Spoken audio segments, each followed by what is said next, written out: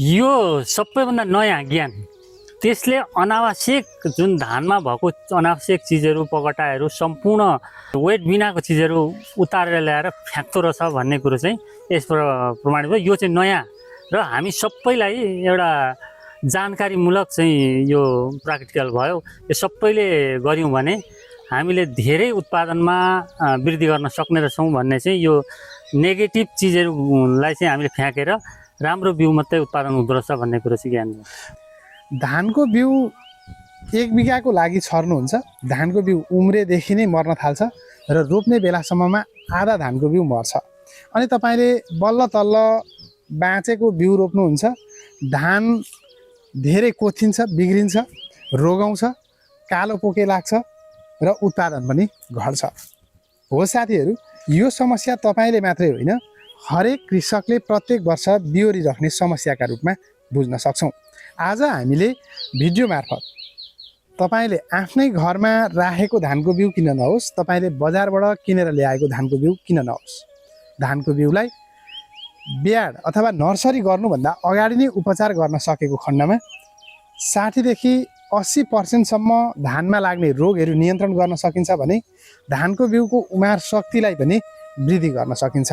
तपाईले 50 केजी धानको बिउ राखेर 10 कट्ठा मात्रै पनि धान खेती लाउन नसक्ने गरी आउने बिउ जस्ताको त्यस्तै उमार्ने र स्वस्थ बिउ उत्पादन गर्ने विधिका विषयमा प्रयोगात्मक हिसाबले धानको बिउ उपचार गर्ने विधि आज यो भिडियो मार्फत सिकाउनेछौँ। सुरुमा हामीहरूले धानको बिउ, नुन, पानी अनि तपाईलाई चाहिन्छ एउटा अन्डा र तपाईले चाहिँ एउटा सेतो पारदर्शी वा तपाईले घरमा प्रयोग गर्ने बाल्टिन कुनै पनि भाँडाको प्रयोग गर्न सक्नुहुन्छ। आजको भिडियोमा चाहिँ हामी प्लास्टिकको एउटा भाँडो जो चाहिँ पारदर्शी छ र तपाईले भिडियो मार्फत सजिलै देख्न सक्ने खालको एउटा प्लास्टिकको बट्टा प्रयोग गर्नेछौँ। त्यसमा एउटा कुखुराको अन्डा, नुन र हामीसँग पानी अनि धानको बिउ देख्नुहुनेछ।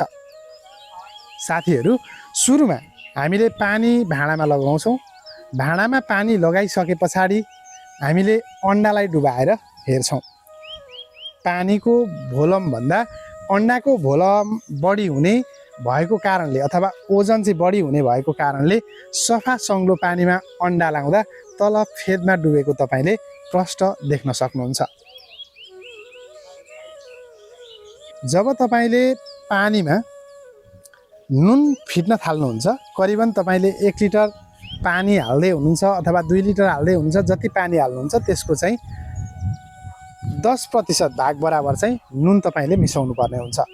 जस्तो 1 लिटर पानीमा चाहिँ 100 ग्राम तपाईले नुनलाई फिटिसके पछाडि अन्डा चाहिँ माथि तैरिन्छ।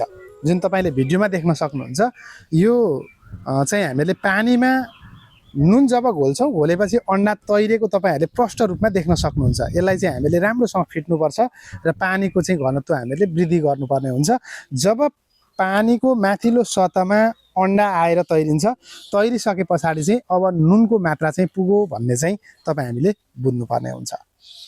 साथीहरू, भिडियोमा तपाईँले यसरी देख्न सक्नुहुन्छ, यो चाहिँ पानी माथि अन्डा तैरिन थालिसकेको अवस्था छ र जब यो तैरिन सुरु गर्छ, तैरिन सुरु गरेपछि हामीले नुन मिसाउन चाहिँ छोड्नुपर्छ। अब साथीहरू, नुन पानीको घोल हामीले तयार गरिसके पछाडि यही पानीमा चाहिँ 3-4 पटकसम्म पनि हामीले के गर्न सक्छौँ, धानको बिउलाई चाहिँ लगाउने र हामीले 2-3 मिनटसम्म चाहिँ छोड्नुपर्ने हुन्छ। यसरी धानको बिउलाई जब नुन पानीको घोलमा हामीले डुबाउने गर्छौँ, डुबाइसके पछाडि विशेषतः धानको बिउमा 80-85 देखि 90% सम्म जर्मिनेसन चाहिँ उमार शक्ति चाहिँ हुनुपर्छ। हरेक धानको बिउमा 80-85 देखि 90% सम्म के हुनुपर्छ साथीहरू, उमार शक्ति हुनुपर्छ। र यो धान हामीहरूले जब नुन पानीमा डुबाउँछौँ अनि अन्डा अघि जुन तैरेको तपाईले देख्नु भएको छ, यो चाहिँ के हो त भन्दा खेर जाने खालको, कुहिएको, राम्रोसँग दिवल नभएको, रोगी खालको धान जति चाहिँ के हुन्छ त भन्दा पानीको माथिल्लो सतहमा आएर के हुन्छ, तैरिने गर्छ। माथिल्लो सतहमा आएर तैरेको धान चाहिँ तपाईले यदि माटोमा छर्नुभयो, नर्सरीमा छर्नुभयो, राख्नुभयो भने त्यो बिरुवा के हुन्छ, एक त उम्रिँदैन, त्यसमा उमार शक्ति नै हुँदैन। अर्को चाहिँ के हुन्छ त भन्दा उम्रिहाल्यो भने पनि स्वस्थ धानको बिरुवा चाहिँ हुन सक्दैन। त्यो रोगी बिरुवाहरू भएर आउने, जन्मजात त्यो रोगी भएपछि त्यसले उत्पादन मात्रै होइन बिचमा चाहिँ मर्ने, रोग आउने, अनि पछि उत्पादन दिने कुरामा पनि बाँझो रहने भनेको चाहिँ कोथिने, नफल्ने, बाला नलाग्ने खालको समस्या आउने, जुन यो तपाईँले तैरेको धान देख्नु भएको छ। यो तैरेको धानलाई चाहिँ हामीले के गर्नुपर्छ, अब छुट्याएर अलग्गै पार्नुपर्छ। हामीले त्यो तैरेको धानलाई चाहिँ के गर्नुपर्छ, फाल्नुपर्छ।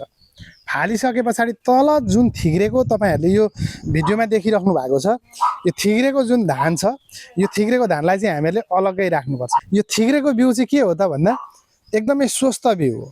यसमा चाहिँ दिवल पनि राम्रो छ होइन, यसको उमार शक्ति पनि राम्रो हुन्छ, निरोगी धान मात्रै तल थिग्रिन्छ। अब यो बिरुवा चाहिँ उम्रेदेखि स्वस्थ हुन्छ, हृष्टपुष्ट हुन्छ, उत्पादन दिन सक्ने हुन्छ, निरोगी हुन्छ। अब यो धानलाई चाहिँ हामीले अलग्गै राख्छौँ। जुन तल थिग्रेको छ, जुन तैरेको छ, त्यो खेर जाने, नउम्रिने, रोगी, बिरामी खालका धानका दानाहरूलाई चाहिँ तैरेका हिसाबले हामीले के गर्छौँ, यसलाई अलग्गै बनाउँछौँ। यसलाई चाहिँ हामीले नर्सरीमा छर्नका लागि अनुपयुक्त छ, उपयुक्त छैन भनेर बुझ्छौँ र यसरी हामीले अलग्याउँछौँ। यसरी नै हामीले साथीहरू यो नुन पानीको घोल बनाइसकेर हामीले 3-4 पटकसम्म यही पानीलाई प्रयोग गर्न सक्छौँ। धेरै कृषकहरूले प्रश्न गर्नुभएको छ, यो नुन पानीको घोलमा कति पटकसम्म चाहिँ हामीले धानको बिउलाई उपचार गर्न सक्छौँ अथवा छान्न सक्छौँ भनेर धेरै कृषकले जिज्ञासा राख्नु भएको छ। हो, यही जुन देखिराख्नु भएको छ नि साथीहरू, तपाईँहरूले यो बट्टामा पानी, यो पानीमा नै 3-4 पटकसम्म तपाईँले के गर्न सक्नुहुन्छ, धानको बिउलाई लगाउने, अनि यसलाई 1-2 मिनटसम्म छोड्ने, तैरेको धानलाई निकालेर फाल्ने, थिग्रेको जुन तल भुइँमा थिग्रेको जुन तपाईँले यो तल लेयरमा थुप्रेको देखिराख्नु भएको छ, यो धानको बिउलाई चाहिँ हामीले अलग्गै राख्ने र त्यो बिउलाई चाहिँ छुट्याएर हामीले राख्छौँ। अब साथीहरू, धानको बिउलाई नुन पानीको घोलमा उपचार गर्ने विधि त तपाईँले देख्नुभयो नि। यो देखिसके पछाडि एउटा कुरा चाहिँ तपाईँले कहिल्यै पनि बिर्सिनु हुँदैन। यदि तपाईँले यो थिग्रेको धान जुन छ, थिग्रेको धानलाई चाहिँ अब यतिकै राख्नुभयो भने यसले के गर्छ, नुनले के गर्छ, उमार शक्ति बिगार्छ, नासिन्छ, मासिन्छ, नउरिन सक्छ, उमार शक्ति चाहिँ यसले बिगारिदिन सक्छ। तसर्थ अब हामीले यसलाई के गर्छौँ, फेरि धारामा लान्छौँ, कलमा लान्छौँ र एउटा कुनै भाँडामा लगाएर 2-3 पटकसम्म त्यो नुन चाहिँ हामी के गर्छौँ, त्यो थिग्रेको जुन धान छ त्यसबाट पखाल्छौँ र हामीले त्यो नुन पानी चाहिँ पखालेर हटाउँछौँ। तपाईँले एकदमै ध्यान दिनुपर्ने कुरा के छ भने, जब तपाईँले नुन पानीको घोलमा डुबाएर धानलाई पखालिसक्नुहुन्छ, पखालिसके पछाडि लगेर धेरैले बिस्कुन सुकाए जस्तो घाममा लगेर सुकाउने गर्नुहुन्छ, त्यो चाहिँ हामीले गर्नु हुँदैन। अब हामीले के गर्नु पर्यो, त्यसलाई चाहिँ के गर्नु पर्यो त भन्दा ओसिलो ठाउँमा, जहाँ चाहिँ हावा मात्रै लागोस्, घामले चाहिँ नभेटोस्, त्यस्तो ठाउँमा लगेर हामीले फिजाउँछौँ। र त्यो फिजाइसके पछाडि चाहिँ एकदमै यो चाहिँ विषय तपाईँले ख्याल गर्नुहोस्, यदि तपाईँले राखेको धानको बिउ भकारीको होस् या चाहिँ तपाईँले बजारमा किनेर ल्याएको धानको बिउ किन नहोस्, त्यसमा चाहिँ नि कति भुसहरू छन्, कति रोगी धानहरू छन्, त्यो कुरा यसरी जब छुट्याएर तपाईँले एकदमै स्वस्थ धानको बिउलाई चाहिँ नुन पानीबाट पखालेर स्वस्थ बनाउनुहुन्छ, त्यस पछाडि हामीले फेरि धानको बिउलाई चाहिँ उपचार गर्न सक्छौँ। त्यो थिग्रेर स्वस्थ भनिएको धानमा पनि ढुसीका कणहरू हुन सक्छन्, भोलि ढुसी आउन सक्छ अथवा जन्मजात ढुसीहरू हुन सक्छ। र तपाईँले बजारमा एग्रोभेट्सहरूमा चाहिँ पाउन सक्नुहुन्छ बेबिस्टिन अथवा चाहिँ तपाईँले साफ भन्ने औषधि पाउन सक्नुहुन्छ, जसको कम्पोजिसनमा चाहिँ कार्बेन्डाजिम अथवा कार्बेन्डाजिम र मेन्कोजेब मिसाइएको दबाई चाहिँ पाउने गरिन्छ। र तपाईँहरूलाई मैले देखाउँछु भने मैले चाहिँ आज चाहिँ के गरेको छु त भन्दा, यो साप भन्ने जुन तपाईँलाई मैले यो चित्रमा देखाइरहेको छु, भिडियोमा देखाइरहेको छु, यो साप भन्ने विषादीमा चाहिँ के हुन्छ त भन्दा, यो फङ्गिसाइड हो, फङ्गस किलर भन्छौँ। यो प्याकेटमा चाहिँ कार्बेन्डाजिम र मेन्कोजेब भन्ने विषादी मिसिएको हुन्छ। अब यो चाहिँ प्रति केजी धानको बिउमा 1.5-2 ग्रामसम्म चाहिँ तपाईँले के गर्न सक्नुहुन्छ, मजाले त्यो अघि नुन पानी पखालेर राखेर ओबाएको धानमा चाहिँ मजाले मोल्न सक्नुहुन्छ साथीहरू। त्यो ओबाइसके पछाडि तपाईँले 24 घन्टादेखि 3 दिन 4 दिनसम्म राख्न सक्नुहुन्छ। तर सकेसम्म चाहिँ हामीले जब यो विषादी मोलेर धानको बिउलाई चाहिँ तयार गर्छौँ, तयार गरिसके पछाडि चाहिँ माटो अनुसार, अब हामीले अर्को चाहिँ माटो एकदमै माटो राम्रो खालको बनाउने अनि अङ्कुरण हालिसके पछाडि छर्ने खालको वातावरण बनाएका छौँ भने चाहिँ कम्तीमा 24 घन्टा 48 घन्टासम्म चाहिँ हामीले के गर्न सक्छौँ, यो धानको बिउलाई चाहिँ पानीमा डुबाएर राख्न सक्छौँ। र जब अङ्कुरण हाल्छ, अङ्कुरण हालिसके पछाडि चाहिँ नर्सरी ब्याड तयार गरेको ठाउँमा लगेर हामीले धानको बिउ छर्यौँ भने चाहिँ स्वस्थ धान छर्ने बित्तिकै के हुन्छ त साथीहरू, स्वस्थ बिरुवा चाहिँ उम्रन्छ। स्वस्थ बिरुवा उम्रिसके पछाडि त्यसको बढ्ने शक्ति, उत्पादन दिने शक्ति, स्वस्थ रहने शक्ति, विभिन्न प्रकारका चाहिँ धानमा लाग्ने कालो पोकेदेखि लिएर फङ्गसहरू, त्यो सबैलाई चाहिँ हामीले नियन्त्रण गर्न सक्छौँ र उत्पादन पनि राम्रो लिन सक्छौँ। सँगसँगै धानको बिउ उम्रिसके पछाडि मर्ने, डढ्ने र तपाईँले प्रत्येक वर्ष क्षेत्रफलका हिसाबले धानको बिउ राखेको हुन्छ, नपुग्ने खालको समस्याबाट तपाईँले मुक्ति पाउन सक्नुहुन्छ साथीहरू।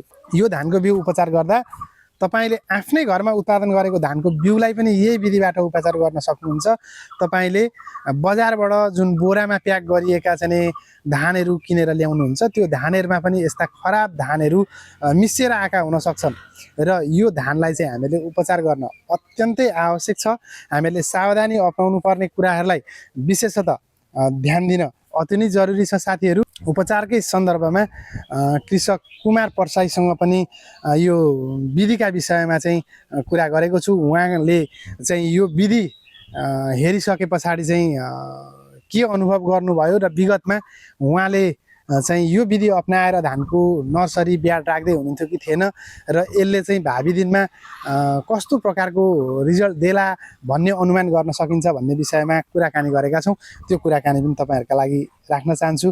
नमस्कार, हजुरलाई हार्दिक स्वागत छ। नमस्कार, मेरो नाम हिमकुमार परसाई हो, प्रितामठ नगरपालिका वार्ड नम्बर 8। यो मेरो लागि नयाँ भयो, किनभने अहिलेसम्म यसरी म पनि गर्दैन थिएँ र ग्रामीण भेगमा जति पनि किसान हुनुहुन्छ त्यो प्राय कमैले गर्थ्यौँ होला। यो प्राविधिक ज्ञानको कारण यो जुन अहिले गरेको प्र्याक्टिकलले हामीलाई एउटा चेतना दिएको छ र बिउ उमार शक्ति यसले बढाउँछ भन्ने त्यो प्र्याक्टिकलबाट पनि थाहा भयो। यो सबैभन्दा नयाँ ज्ञान र यसले के प्राप्त भयो भने त्यसले अनावश्यक जुन धानमा भएको अनावश्यक चिजहरू, पगटाहरू, सम्पूर्ण वेट बिनाको चिजहरू उतारेर ल्याएर फ्याँक्दो रहेछ भन्ने कुरो चाहिँ यसबाट प्रमाणित भयो। यो चाहिँ नयाँ र हामी सबैलाई एउटा जानकारीमूलक चाहिँ यो प्र्याक्टिकल भयो।